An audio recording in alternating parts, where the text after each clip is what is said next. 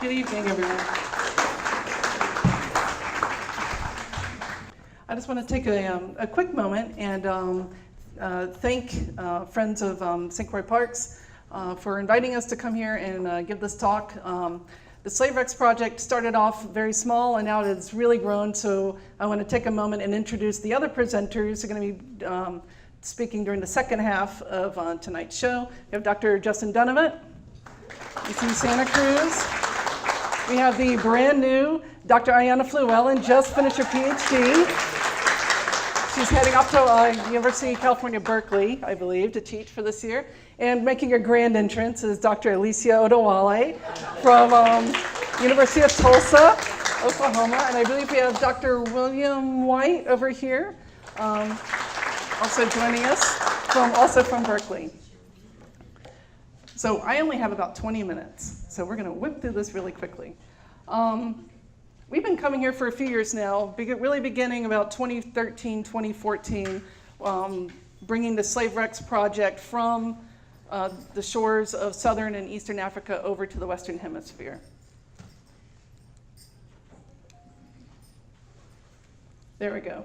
But you might have a few questions. What is the Slave Wrecks Project? It's a huge global collaboration between all of these different organizations, but it's really the baby of the Smithsonian National Museum of African American History and Culture and George Washington University. The National Park Service is one of the founding members of the Slave Wrecks Project because we help provide the training to budding archaeologists and cultural resource managers around the world. We started off working in South Africa and in Mozambique, and now we are working in Senegal to provide dive training to their PhD students, and they're trying to start their own underwater archaeological heritage programs in their universities and in their governments. Also, the National Association for Black Scuba Divers and Diving with a Purpose, and many other groups. So what is the mission?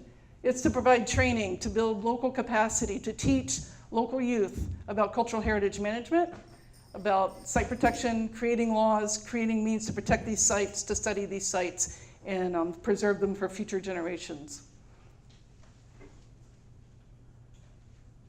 These pictures are from Biscayne National Park, which was really the first place in the National Park Service where Slave Wrecks Project began to document shipwrecks. They've got hundreds of shipwrecks on the reefs just to the east of Miami. In the United States, it started off with Diving with a Purpose and Youth Diving with a Purpose. They come to town, they start training local youth in how to scuba dive, and then they start learning how to document cultural resources and how to help protect other underwater resources like coral reefs, how to rebuild coral reefs. So they get a whole bunch of training, and Park Service participates in providing that training for them. Like I said, we build local capacity in cultural heritage management and training, not just in archaeology, but like museum studies, museum curation, archives management, all of these other types of aspects. When you think about history, maybe you don't think immediately about what about the historic maps, what about the historic documents, what about the archives. We provide that kind of basic training. Our purpose here is to actually help provide students here at the University of Virgin Islands with that training. We've been doing it for a few years. I think we've had 3 or 4 university students intern with us for a number of years, and they're all going off to doing great and good things. It teaches critical real-world skills in archaeology, museum collections, project management, and the interns don't just get to come and dig holes. They have to interact with the public. They have to tell everyone what it is they're doing. They've got to put it out on social media. They get to go to Washington, D.C., to Department of the Interior, and they give presentations up there. Our intern for this year is Tiara DaCosta. I don't see her in here yet, but she will be coming tonight. She gets to go up to D.C. and give her presentation to all the big muckety-mucks up there. And the Park Service gets something in return. We get a better understanding of what our resources are. We're mandated to provide education and help interpret these resources. This helps us do that for the public.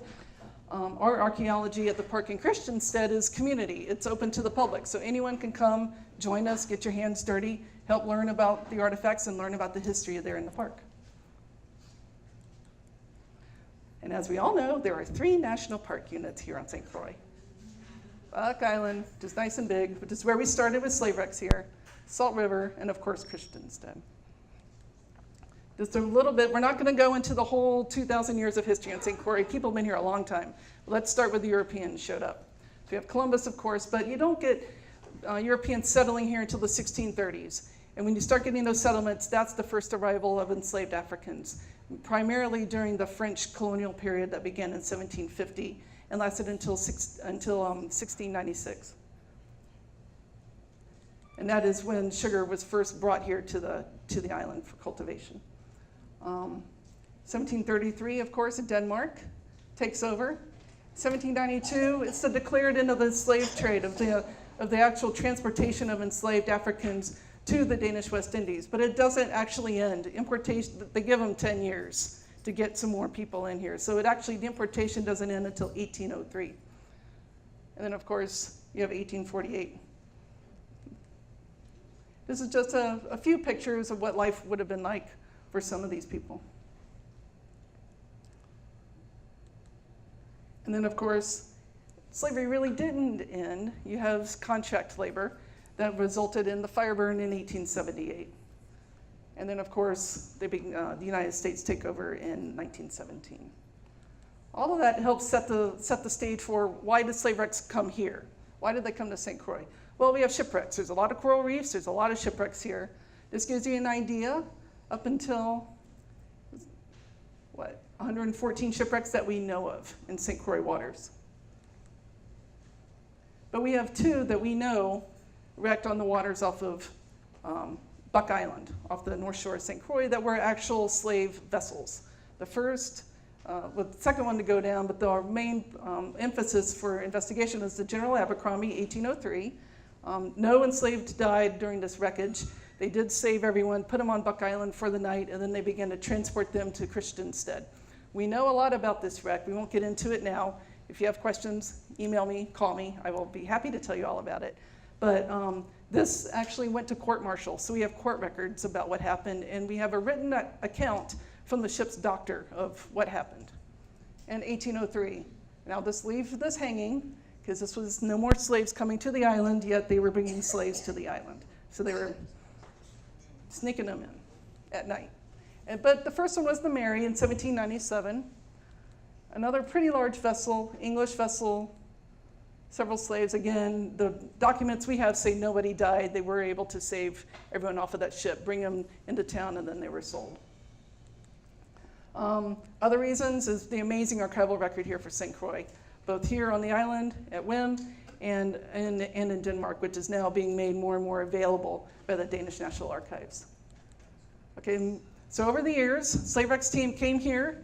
They said, we want to come here and look for these shipwrecks. We want to provide the training opportunities. We've had a lot of public meetings letting everyone know about it. These are Smithsonian folks and National Park Service folks. And we heard everyone's opinion about what they wanted to see happen with this project. And we've taken their opinions to heart and really tried to make a big reach to local youth, to bring in local youth and to provide this training. So we started off at Buck Island. There it is. All of these reefs, lots of potentials for wrecks. And that's what it looks like. Those are called haystack coral reefs, and they don't look like much from the surface, but they will tear a big hole in your boat if you're not watching it for it. So the Submerged Resources Center, as part of the National Park Service, said we're going to do a magnetometer survey of all of those shallow waters around Buck Island. And they did. They brought all their equipment, and they call this mowing the lawn. They go back and forth and back and forth and back and forth and back and forth. And it took 2 years to do all of this. But all of those are the hits that we get. We have almost 300 hits out there in those waters and those reefs. That gives you another vision of that. Almost 300. And we've at least either scuba dived or snorkeled on every single one of those. Some of them we can't see anything. There's too much coral. But others, we've seen stuff like anchors.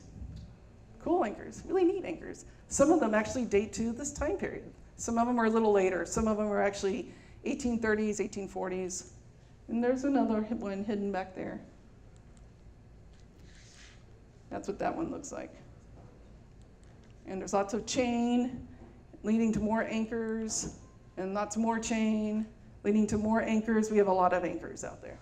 So we went out there and we've done measurements and done initial documentation of these sites, but we don't have like the mystery ship's bill that says the General Abercrombie on it. We can't say for certain that we've found anything pertaining to those ships. We still have to do a lot of work for that. We found other wrecks. This is a brick wreck. It's the hull of the ship was filled with Danish yellow bricks. We've got hundreds of them out there. It's a little hard to see, but there's some of them. So underwater archaeology is cool. It's fun. If you like to scuba dive, you see lots of fishies and stuff, it's great. But you can't get a lot of people out there. You can't really engage the public. It's expensive, it's time consuming, you've got to be scuba certified. So we said, okay, how do we change slave wrecks into engage more people? And they said, well, we have the Danish West India and Guinea Company warehouse complex, and we can bring in people to dig there.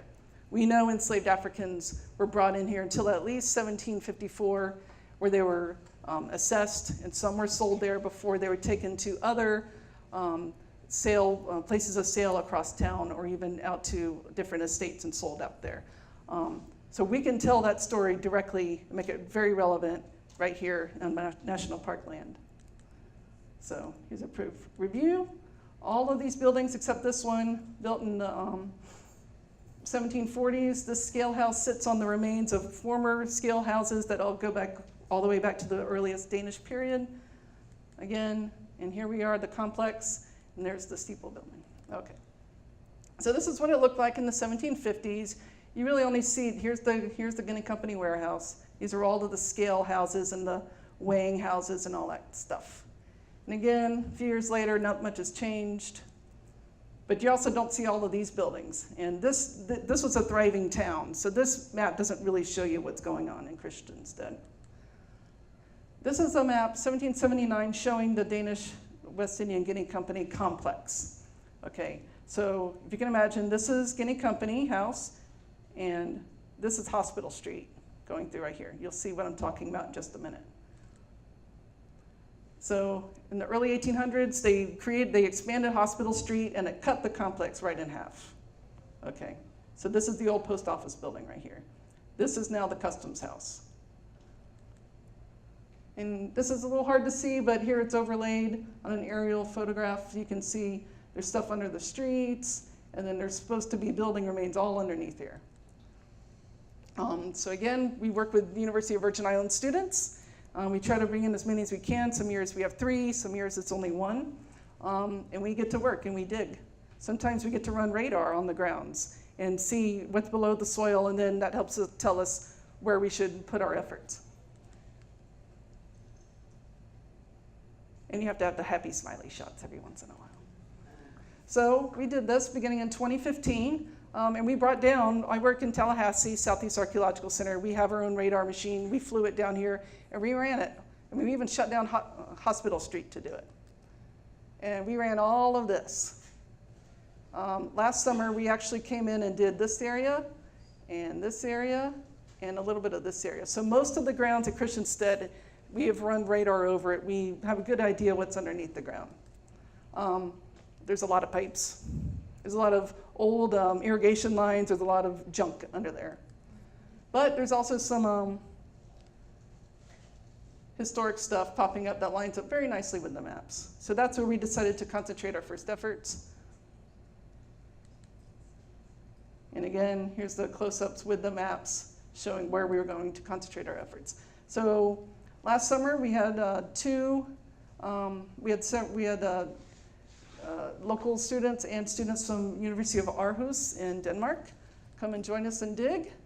There they are, happy, smiling interns before the digging begins. So we did some survey out in Salt River. We found some ruins, and someday we're going to get back out there and try to really identify what's going on with those ruins. And then we started digging right where the map said that we should. And we found parts of buildings and posts right where they were supposed to be, right here where the slave residences were. We also found part of the bake oven right where the bake oven is supposed to be. It's nice when it works out like that. Doesn't happen very often. And we worked with local high school kids, the youth, the YCC kids. They helped us wash artifacts. They helped us dig. They helped us sort the artifacts. They helped us water screen and look for really tiny animal bones and all kinds of stuff. And it's fun because, you know, the first day they're too cool for school, right? And then second day they're opening up to it, and the third day they are into it. They are muddy. They are loving it. So last year we came back. We brought down the GPR machine again, and this time we went out to Salt River, where we have a prehistoric site.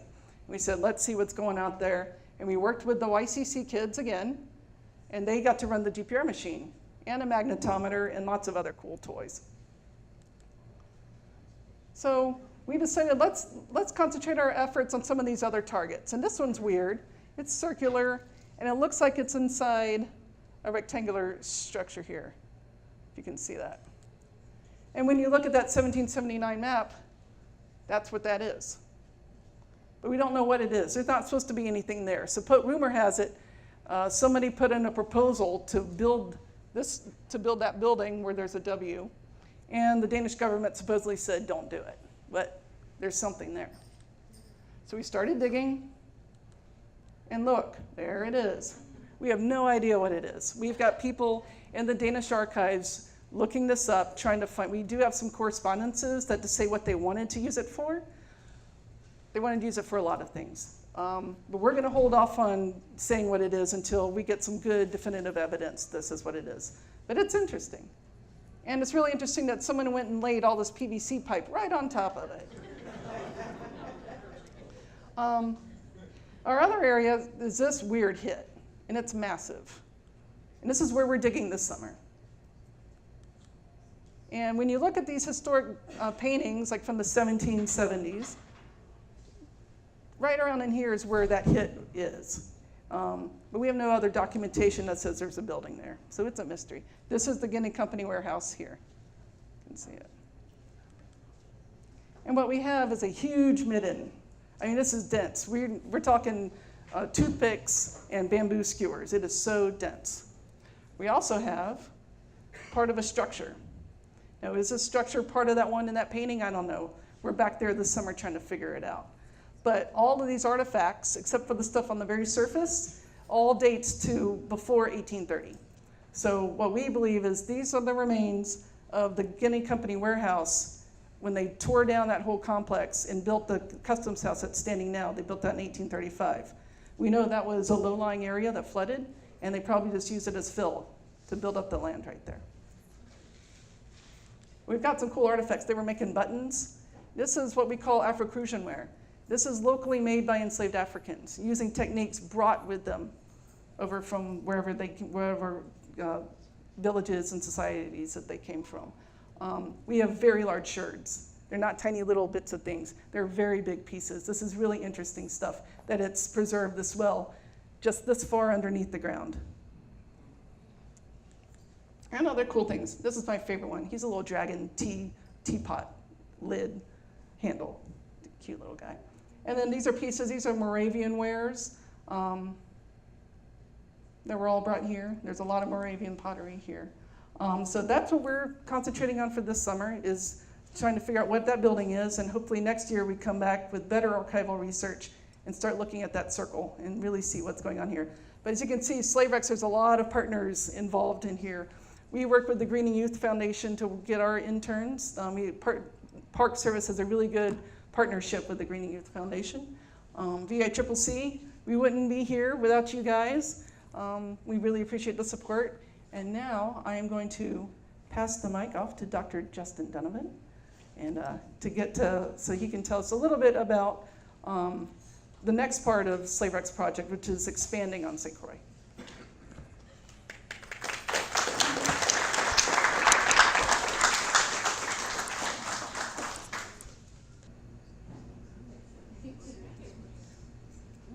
All right, we've got technology. You want to start off? I'm going to have Dr. Ayana Flewellen start off our conversation today. Again, we have Drs. Alicia Odewale, Dr. Ayana Flewellen, and then myself, Dr. Justin Dunnavant, presenting. We have a very large project. There are many moving pieces to this. We're going to try to cover as many as possible, and we realize time is short, so we want some time for Q&A at the end as well. So, thank you. So as Meredith outlined, the Estate Little Princess Archaeological Field School was born out of the efforts of the Slave Wrecks Project to really start developing and expanding their research into terrestrial archaeology. So Jay Hegler, who's one of the founding members of Diving with a Purpose, who works with the Slave Wrecks Project, reached out to Justin Dunnavant and myself in regards to training us to do maritime archaeology, but also a desire to expand in terrestrial archaeology on island. So this really came out of the Society of Black Archaeologists with Justin and I, who are founding members of it. And we founded the Society of Black Archaeologists back in 2011 when he was a first-year graduate student and I was a junior in undergrad.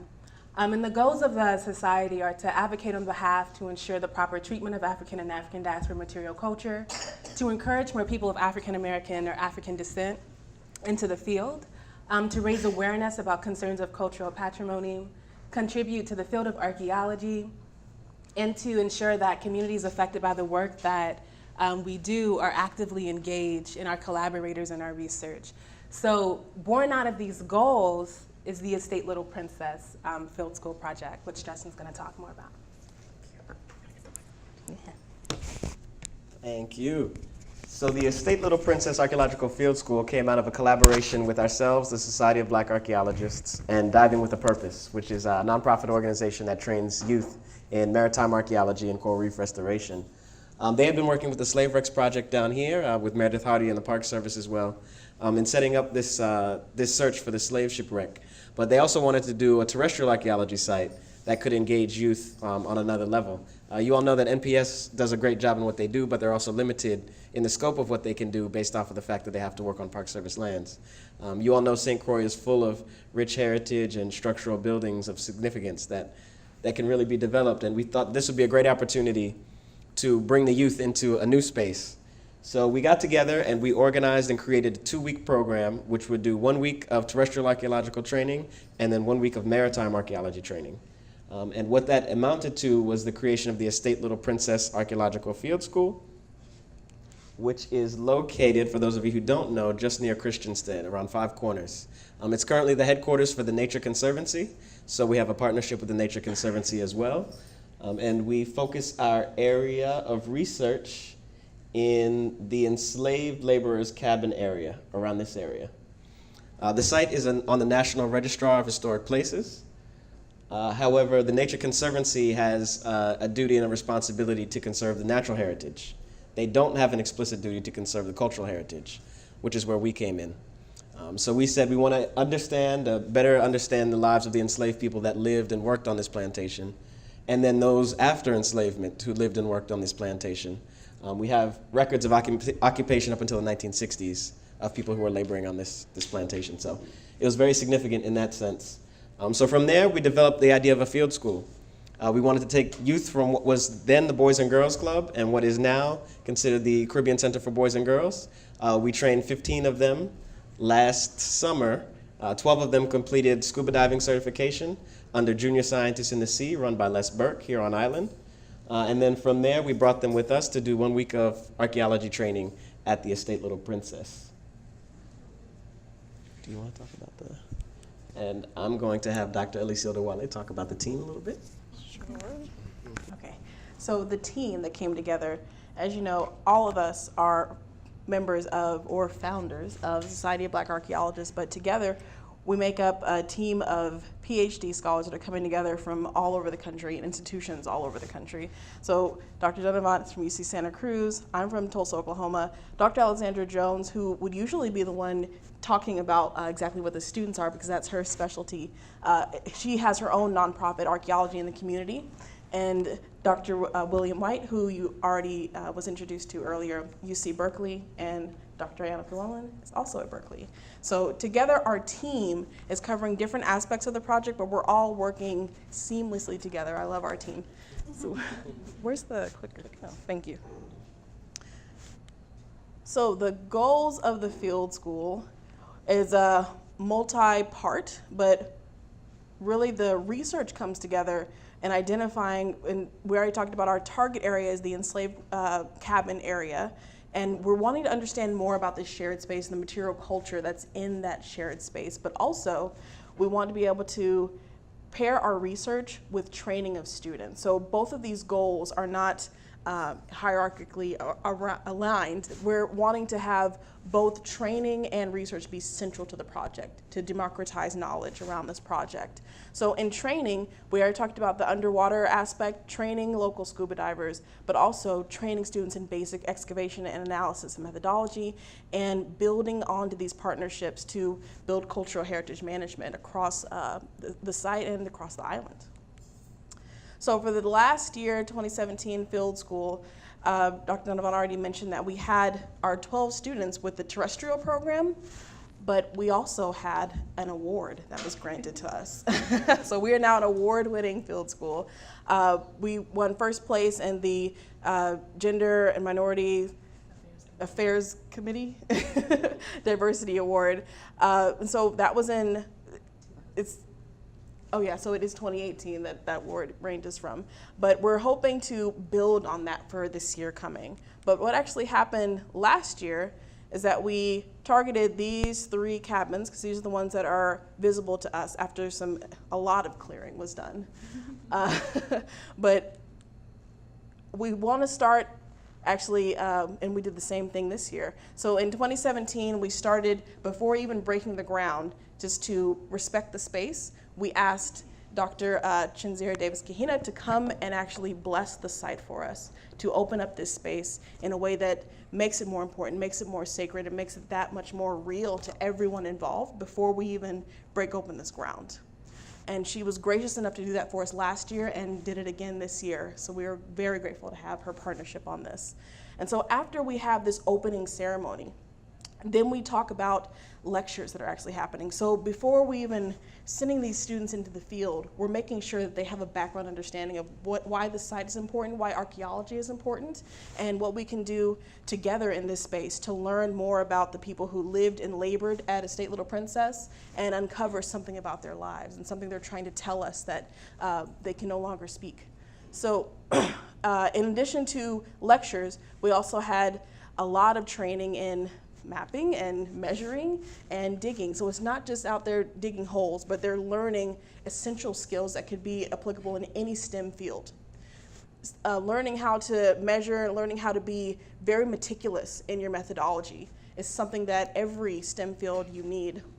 And then in the last day, we had Dr. Antoinette Jackson actually come and do a oral history training with our students. So the students were trained the first week in underwater scuba diving training with junior sciences of the sea, then the terrestrial component, and then oral history training. So this was a multi-level training experience that these students went through, that they're getting for free of access to this training.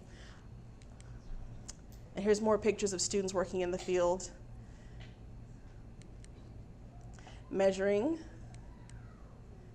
So all the artifacts, the students helped us process that material, washing it, sorting it, rebagging it, and they're learning the importance of provenience, the importance of actually marking exactly where things came from in the ground, because everything, even though it seems like little details, is incredibly important for the information that it can reveal to us. Washing. And we did have some visitors come stop by, so we were open to showing whatever we had to show, because this belongs to everyone, and that's the whole point of this project. So the student success rate, we gave them all pre-evaluation screenings to just kind of figure out where their benchmark is, what is archaeology, do they know these things, and what the knowledge that they're coming into this experience with. And so a lot of them were kind of novices, and that's okay. So after the second week was over, we gave them another post-evaluation, and all of them could understand what archaeology is, what an artifact is, what is excavation, and what is oral history. So we count this as success. And here's some student testimonies. Devontae, 15, I like digging, I like diving, just being in the water and seeing different kinds of fish. I can use it in real life to make money, because now I'm a certified diver.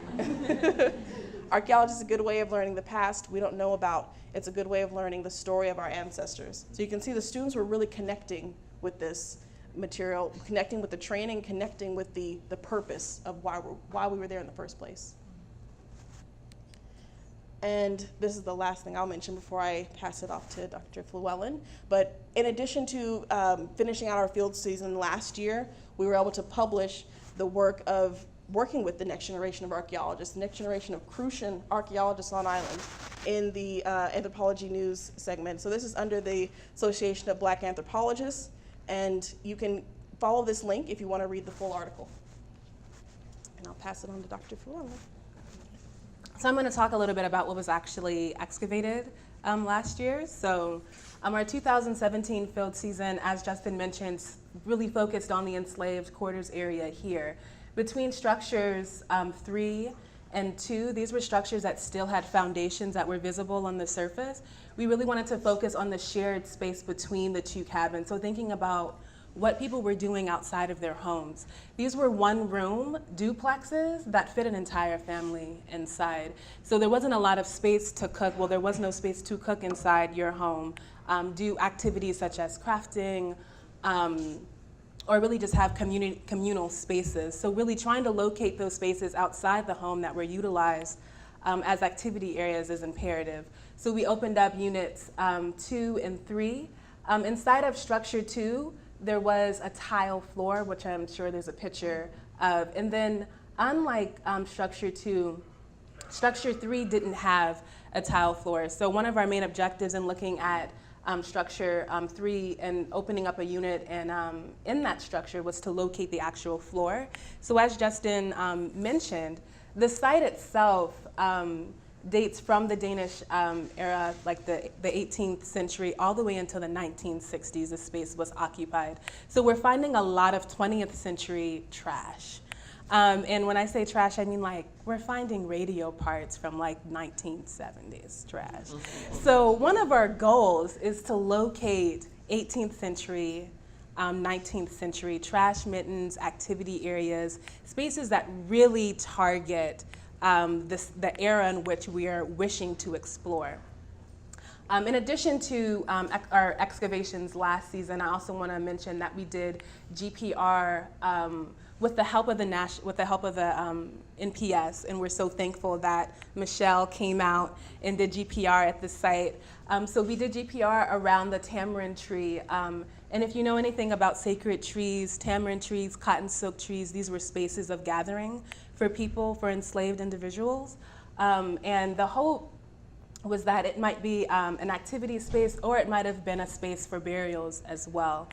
The tamarind tree at the estate Little Princess is fairly young, according to the land steward who's been working there for 17 years. So we actually think the one that's present at the site is probably a seedling of the original.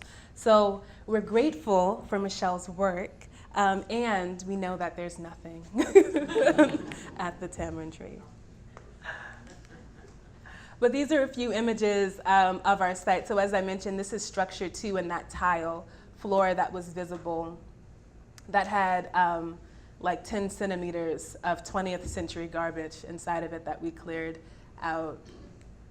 And these are the 2 units in between that shared space. So what you'll notice here are 2 post holes, or 3, so one here, this one, and then this one. So when I mentioned thinking about this shared space, trying to really have a conversation about what people were doing in these spaces, we know, well, we're thinking, or we're hypothesizing at this point, that there were outdoor structures that could have been sheds, it could have been cooking areas. So we're actually expanding excavations this year to gain more view of what this space could have looked like.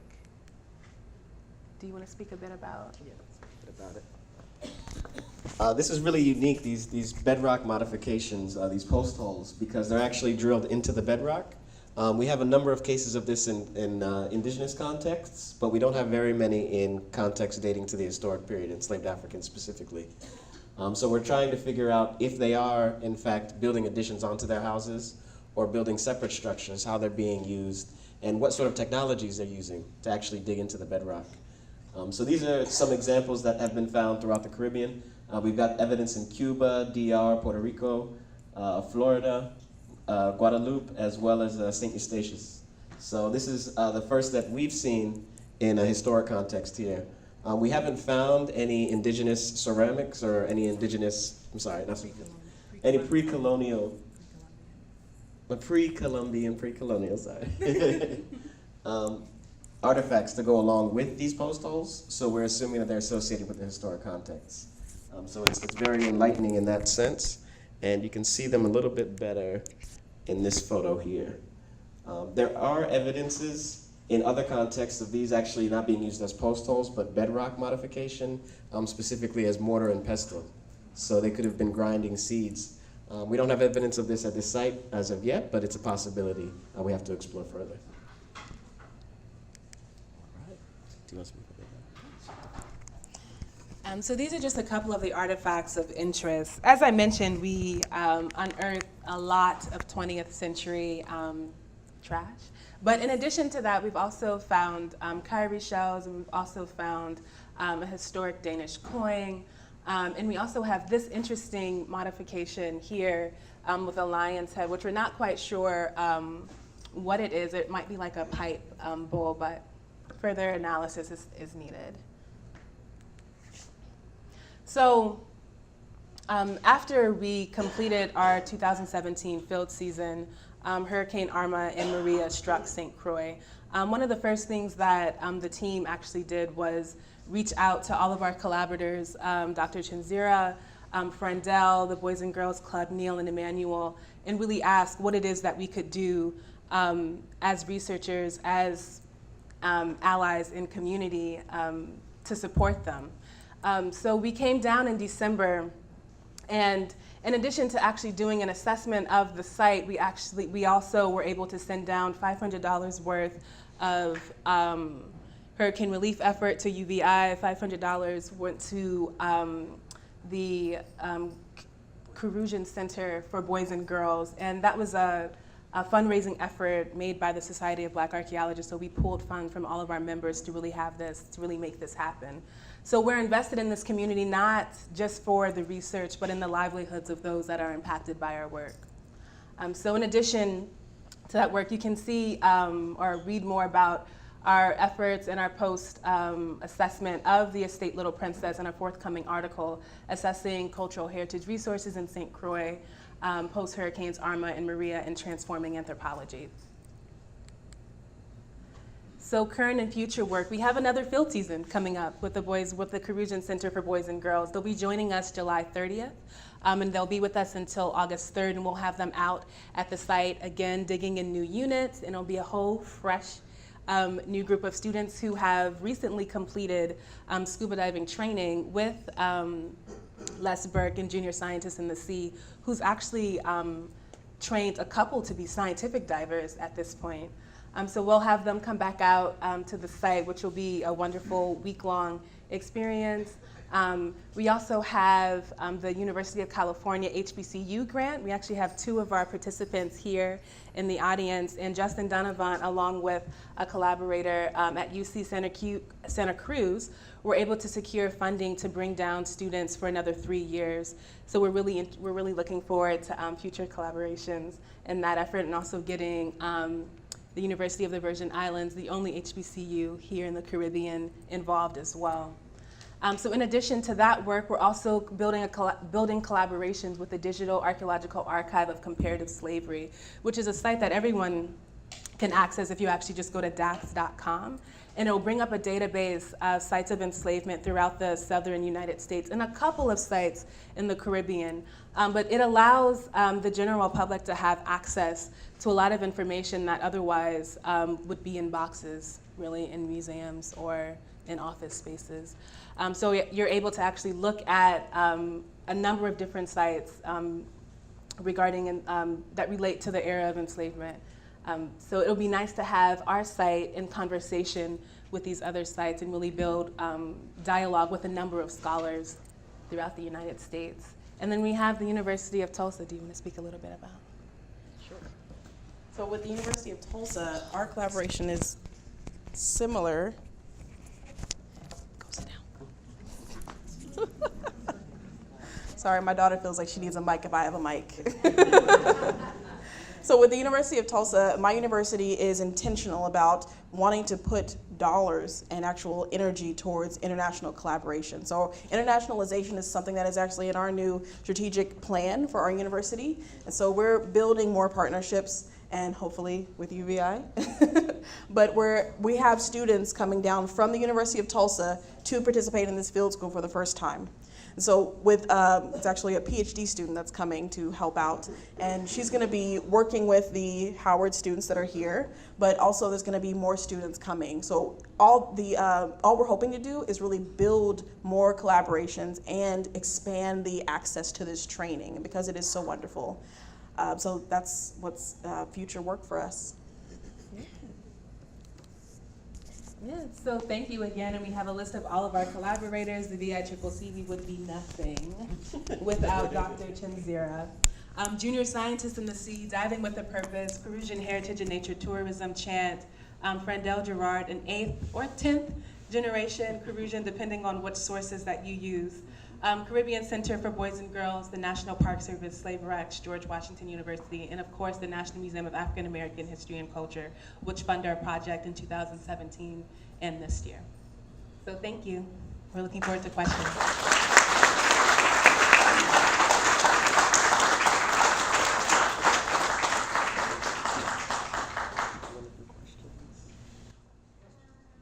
I guess we can entertain questions for both of the talks if anybody has any questions. I just wanted to add to it.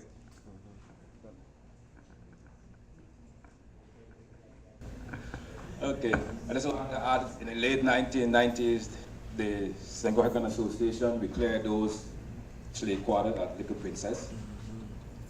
And also, the first governor for, the English governor for St. Louis was Frederick Mott. He owned a plantation, about 20 acres of land. And he came here in 1734, and he rediscovered Lagrange, still Lagrange. Can you hike up to that particular site? I know the time is very short, so I'm going to further. But congratulations, and I'll work with this young lady right there. Thank you. Thank you so much. Right, now I'm shy. Okay, you said you have students from the Boys and Girls Club. How many, what percentage are boys and what percentage? Oh, that's a good question. It was close to half. Was it? Yeah, I would say it was close to half. Or how many? I want to say that there were 5 girls last year. So there have to be 7 boys then. Yeah, I want to say that there were 5 girls last year and 7 boys. Ages? No, in terms of how many were there, so there were 5. Oh, the ages. The age ranged from 12 to 18. Yes, so high school. And also just wanted to say we pulled from both Christiansted and Frederiksted Boys and Girls Club, so we made sure we got a good demographic from the island-wide.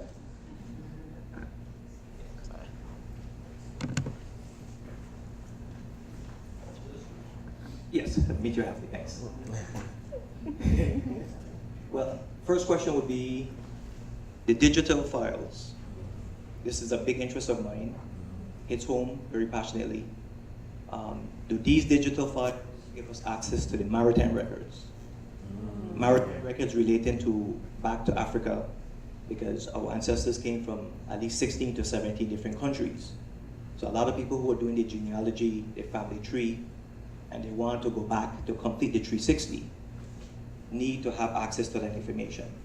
So having a family tree done on St. Croix doesn't quite complete it.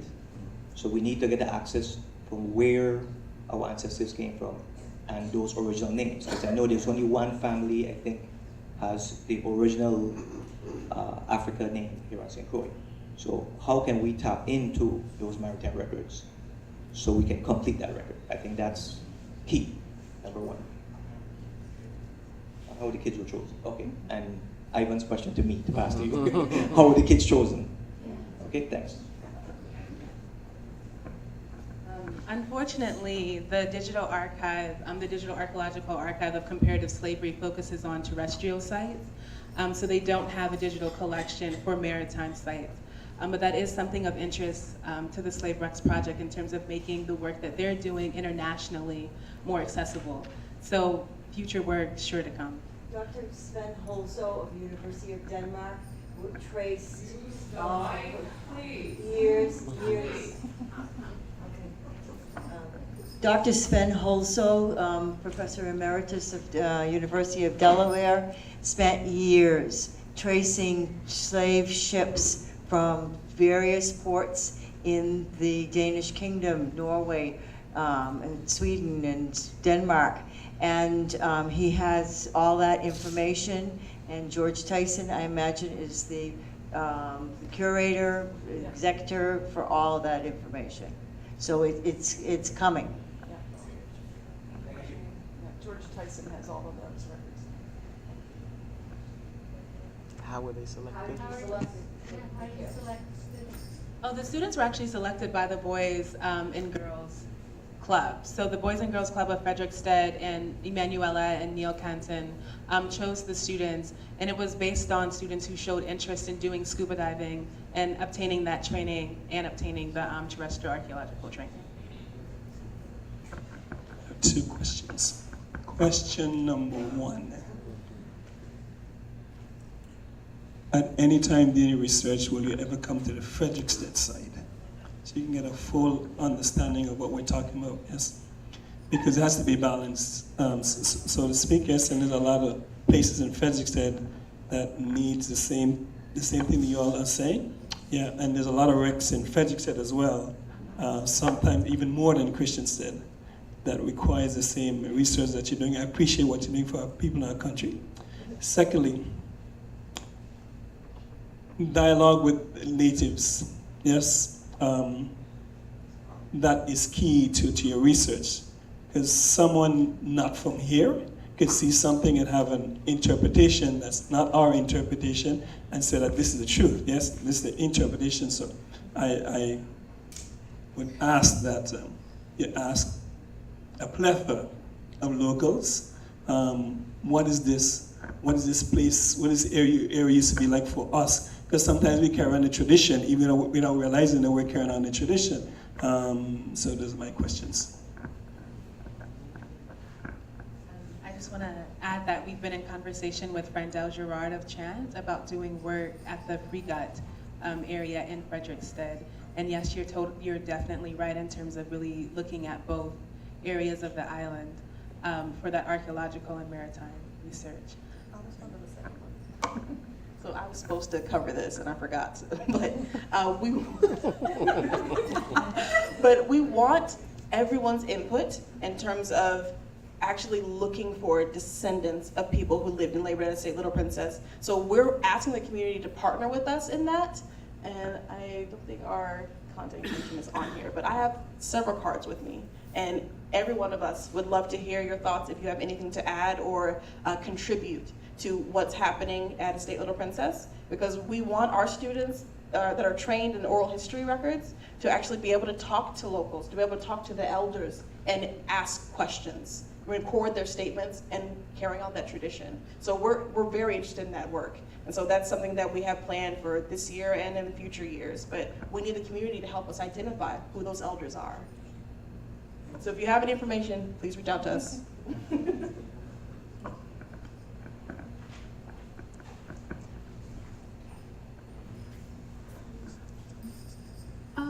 So I was just wondering, like, it's fascinating to be able to scuba dive or do terrestrial work and find anchors and all of that. You know, that's inherently interesting. And I realize that this is an ongoing project, but have any of the results so far changed our understanding of slave ships? Like, what are the results so far beyond, well, we have these structures, or is it that there needs to be more work done and then you'll know? Just that. That's a good question. But I do want to add that the 5 archaeologists that make up the Estate Little Princess Field School team, we come with a number of different questions beyond just the site layout. So for instance, I focus on Black women's clothing and adornment, so I'm really interested in how women of African descent in the Danish West Indies dressed themselves during the era of enslavement and post-emancipation. So I'm interested in the small finds like buttons, buckles, jewelry, grommets, hook and eyes, very small things that really can speak that really can speak stories about how people were presenting themselves and how other people perceived them. So that's just one particular question. But we have Alicia, Dr. Odewale, who's also looking at the difference between urban and rural enslavement through the artifacts that we're unearthing. Justin, Dr. Dunnavant, is interested primarily in the ecology of slavery. Dr. Alexander Jones is particularly interested in the ways in which we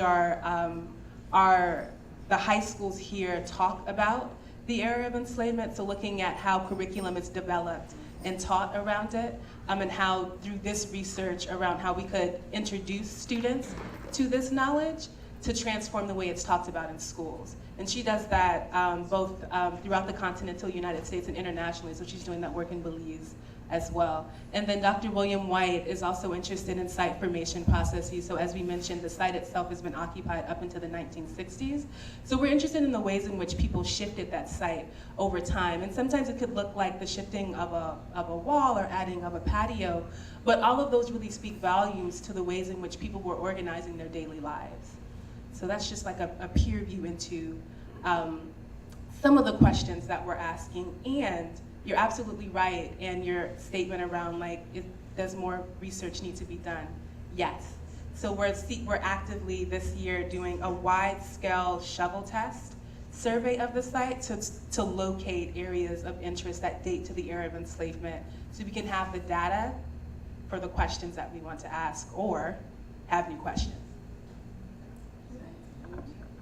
For the National Park Service, for the work we've been doing, all we've really known up until recently is that we have these buildings, and we know that enslaved people lived and they worked there. What we're finding out now is what were they doing every day? How did they live? We had actually, through the research, the archival research from Dr. George Tyson, we have the names of many of these enslaved people and we can put them there. And we don't know if that button was theirs, but we know they were making them there. We know that they were making their own pots there. We know that they were cooking there. So we're just getting a really brief glimpse into what life was like for these people who were in this very confined space that they did not choose to be. So we're very early still. We hope to be coming back for many, many years and finding more and more information about what was going on there in a complex, which you really only think about soldiers and tax collectors and Danish people. You don't really think about the people who were actually doing all of the work there every single day.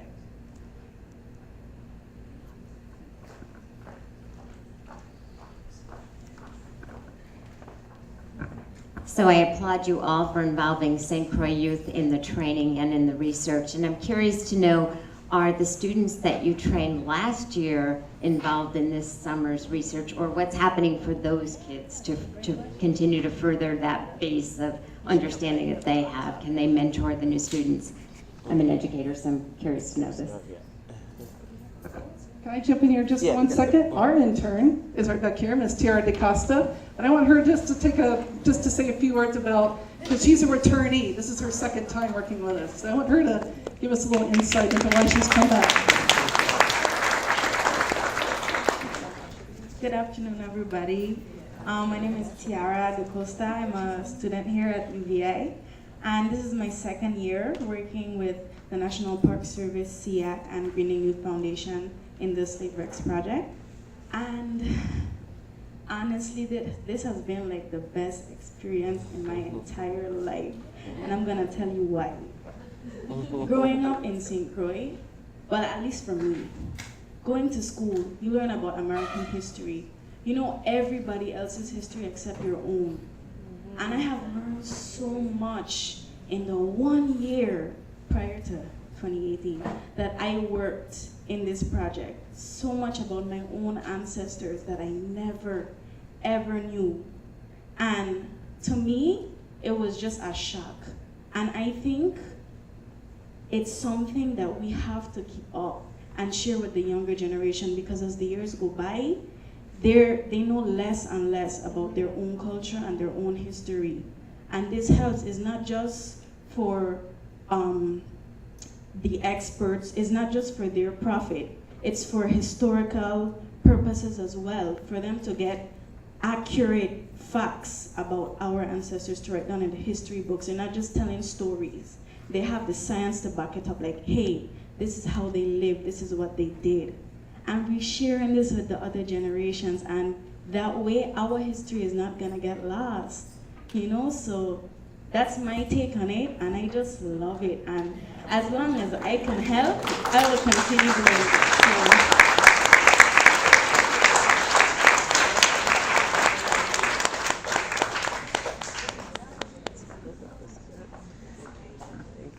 Thank you for that story. The other 12 students that participated in the program, some of you saw the numbers about how many students, the knowledge they had before and after the program. There were 12 students initially, and then there were 9 answers at the end. 3 of them, I'm not going to say you all stole them from us, but they ended up getting internships affiliated with the National Park Service during the course of that. So they got internship experience there. This year, Dr. Alex Jones is working on curriculum development, again for the K-12 school system. The curriculum that we gave them in archaeology was actually based off of St. Croix's science curriculum for the St. Croix public school system. So the idea is that we can automatically incorporate this into the school system and make it easier for educators to use in the future. I believe 5 of the students that were certified in diving will be scientific divers by the end of this month. They've been progressing rapidly. And then there are, I believe, 10 new students that are trained in scuba diving this year. And we set aside funds to actually bring a couple of students back who don't have jobs over the summer to serve as sort of mentors for the newer students. So the idea is to keep students in the pipeline and and eventually to make sure that we don't need to be here, so that their peers can teach them and train them, and so that they can go on and say, I want to do an archaeology dig on my own, and I want to go to St. George Botanical Gardens, or I want to go to Estate LaGrange. And they can do that work. So that's our goal, is to no longer be needed.